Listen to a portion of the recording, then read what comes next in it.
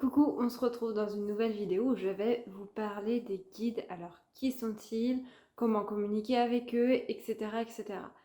J'ai déjà répondu à ces questions sur Instagram parce que c'est des questions qu'on m'avait posées.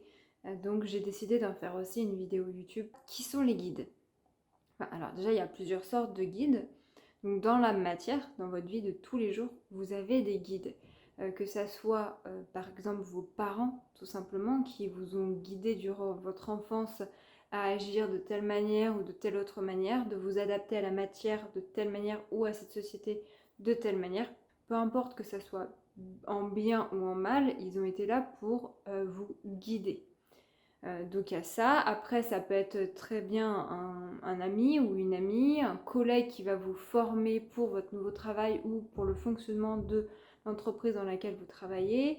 Ça peut être vos enfants, ça peu importe. Tout le monde peut être le guide de tout le monde à chaque instant de la journée.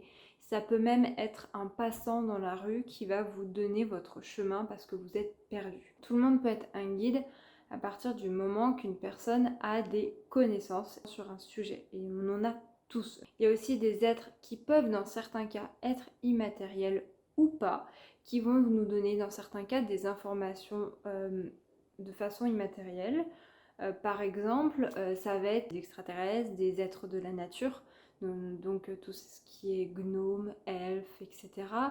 Ça peut être tout type d'êtres qui vont venir vous aider temporairement à régler une situation ou alors un blocage ou autre. Enfin, moi par exemple, il y a quelque chose qui m'est arrivé cet été. J'étais avec des amis et on discutait et des traceurs énergétiques qu'on pouvait tous avoir sur nous ainsi que des implants énergétiques alors. Et on discutait le fait de les enlever et justement j'ai demandé sur le fait que est-ce que les extraterrestres peuvent venir nous les enlever même sans nous avoir demandé notre avis à l'avance, toujours en respectant le grand plan de la source, on va dire ça comme ça. La réponse était oui.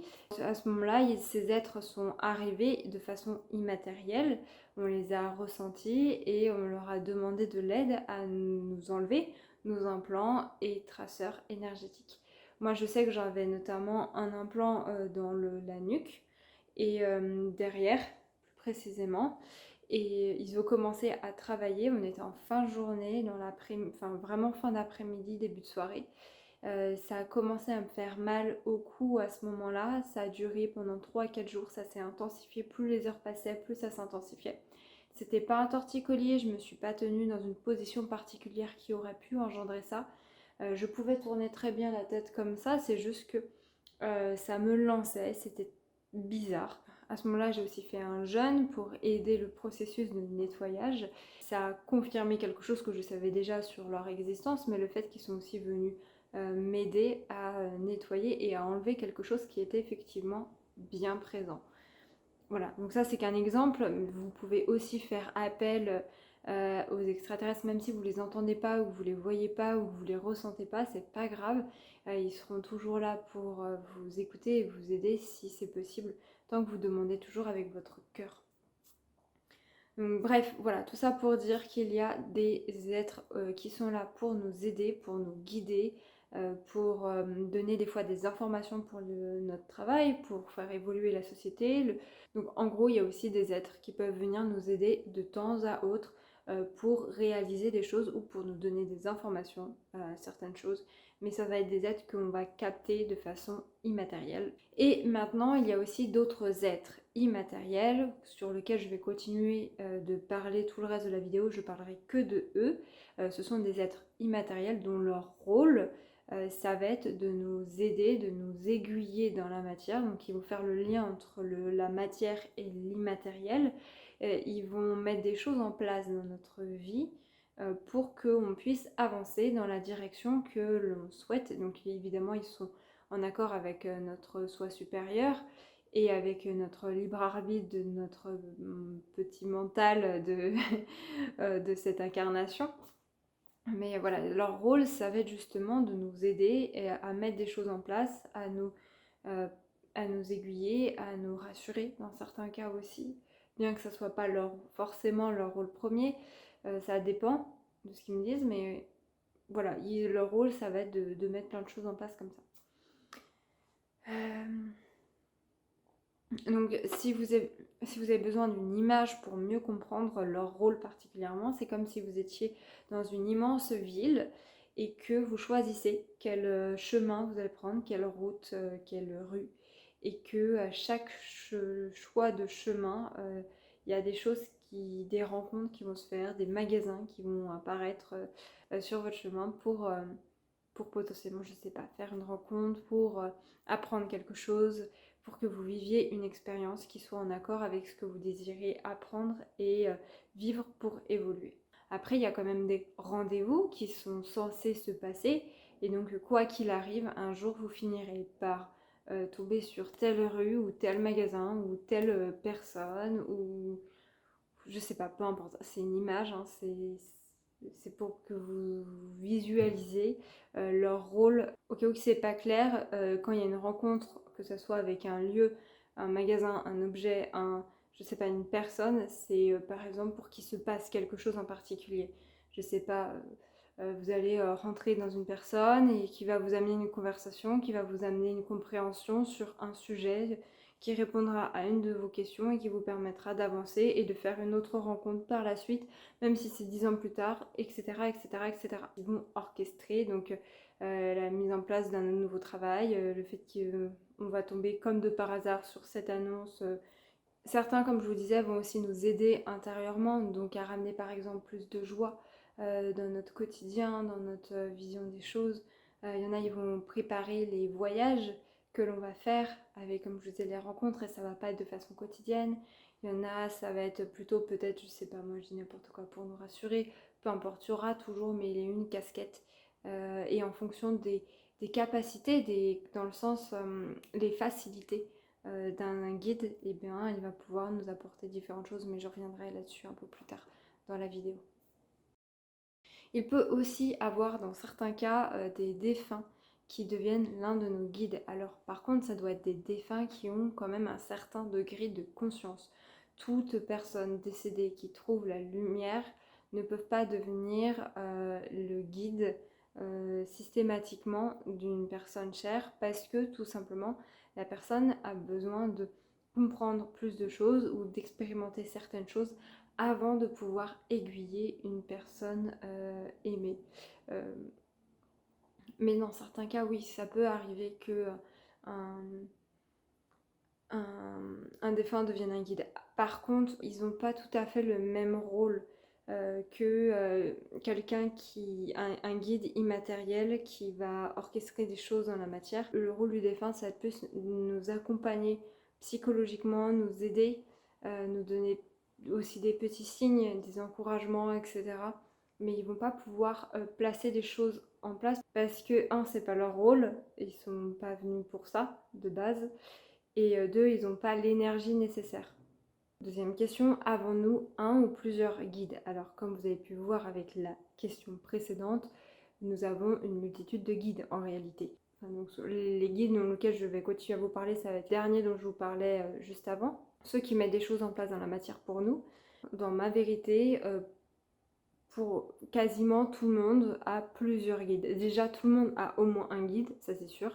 Sauf qu'il va avoir un ou deux ou trois guides, ça va dépendre des gens, qui vont se mettre plus en avant et d'autres qui seront plus en retrait. Vous n'aurez pas forcément besoin, ou ça ne sera pas forcément nécessaire de rentrer en communication avec tous vos guides que vous pouvez avoir. Il y en a un qui va avoir plus le rôle de communiquer avec vous, de vous rassurer, etc., etc. Mais chaque guide que vous pouvez avoir vous sert, et même si vous ne le voyez pas, que vous ne le savez pas, votre soi supérieur, lui, le sait. En tout cas, sachez que vous n'êtes pas abandonné, personne ne se retrouve sans guide, ne serait-ce qu'un moment de sa vie. Ce n'est techniquement pas possible, donc rassurez-vous, nous avons tous des guides, ok?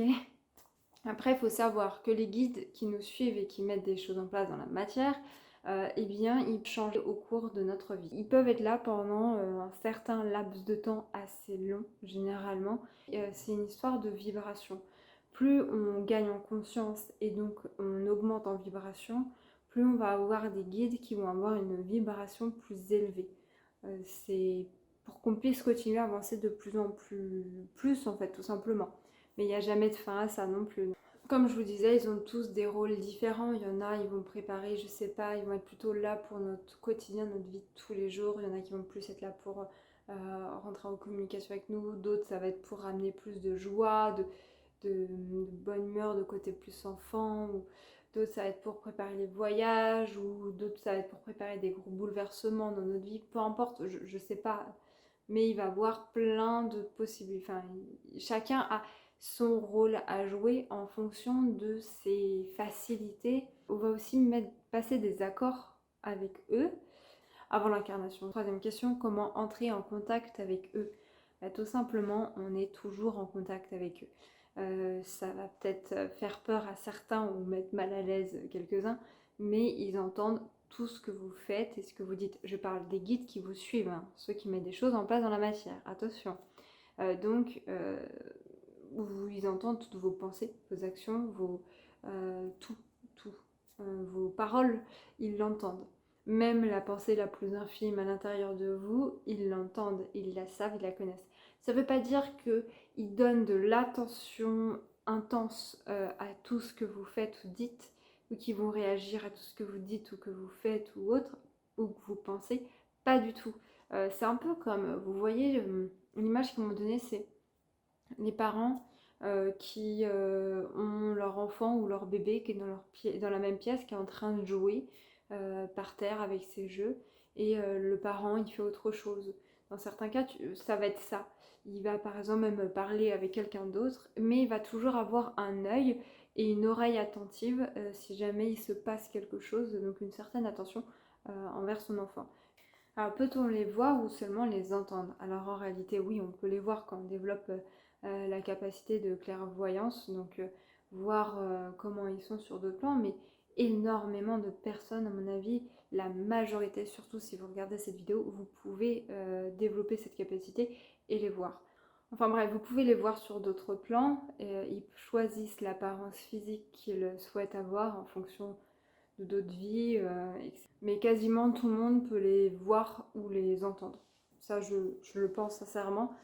Par contre, il faut développer les capacités. Je pense que vous les entendez tous au quotidien sans vous en rendre compte. Par contre, certaines personnes, et ça à mon avis c'est plus exceptionnel, ils vont pas réussir à développer ces capacités-là, quoi qu'ils fassent, et à mon avis ils chercheront pas à le faire. Parce qu'ils seront tellement dans un mal-être intérieur qu'ils seront pas du tout capables de supporter ça. Et en fait, ça leur desservirait plus qu'autre chose parce qu'il y a aussi des trucs pas cool qu'on peut voir ou entendre de l'autre côté. Moi, ça m'est déjà arrivé de me réveiller ou de m'endormir avec une image de pendu alors que je cherchais pas à voir ça. Et voilà, faut savoir prendre du recul et pas y mettre de l'émotionnel et savoir que ça vient pas de soi non plus et que c'est juste une information qui nous est donnée. Donc est-ce que tout le monde peut converser avec eux? Si c'est pour dire les entendre, je vais vous dire non, techniquement, parce qu'il y en a certains qui pourront pas, car ils seront pas capables de le supporter, comme je vous le disais. Mais si c'est pour communiquer, donc obtenir des réponses ou des guidances sans passer par une tierce personne, oui, c'est possible dans tous les cas. Pour communiquer avec nos guides, il y a plein de façons différentes. Que ça soit en passant par la matière, en observant les signes, les synchronicités, que ça soit en écoutant les autres, parce que des fois vous ne savez pas pourquoi il y a telle personne qui va dire telle phrase, qui va vous faire tel déclic. En fait, des fois la phrase, même elle ne sait pas d'où ça sort. Elle dit mais pourquoi je te dis ça? Ben en fait cette phrase, c'est qu'il y a une info qui doit vous être transmise. Donc ça peut être votre guide justement qui rentre en contact avec cette personne-là pour vous transmettre ce message-là, pour que ça ait plus d'impact de l'entendre par quelqu'un en prononçant les mots ou la phrase. Après, ça peut être par les livres. Donc, j'avais fait une vidéo astuce sur Instagram dans les tutos. Vous pouvez d'ailleurs le retrouver dans ma story à la une. Prenez un livre, vous l'ouvrez à la page que vous ressentez juste, en vous concentrant bien, en n'étant pas dans votre émotionnel. Vous pouvez mettre un ou plusieurs de vos doigts à l'endroit où il faut lire le message. Et puis, ou alors la page entière, des fois ça peut être ça, ou un paragraphe. Vous faites vraiment au feeling et vous verrez si ça répond à votre question. Pour choisir le livre, par contre, pour avoir la réponse à votre message, c'est prenez bien le livre qui vous appelle au moment où ça vous appelle. Pas un moment où vous êtes dans un tourbillon émotionnel, où vous n'arrivez pas à faire la part des choses, parce qu'en fait, là, ça va être le mental qui va poser la question, ou l'émotionnel, et vous n'allez pas réussir à être dans le cœur pour la poser. Il y a encore d'autres méthodes comme les oracles, les tarots. Il y a tous les différents clairs.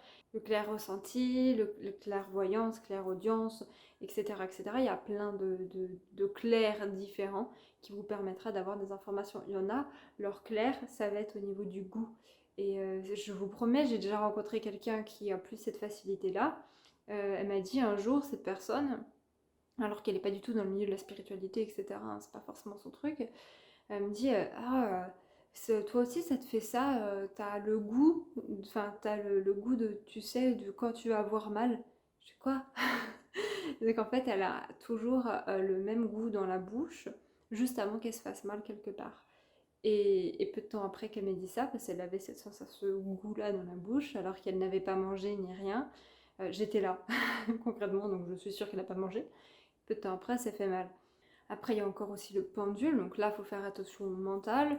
La médecine symbolique, donc aussi avec les baguettes aussi de radiesthésie.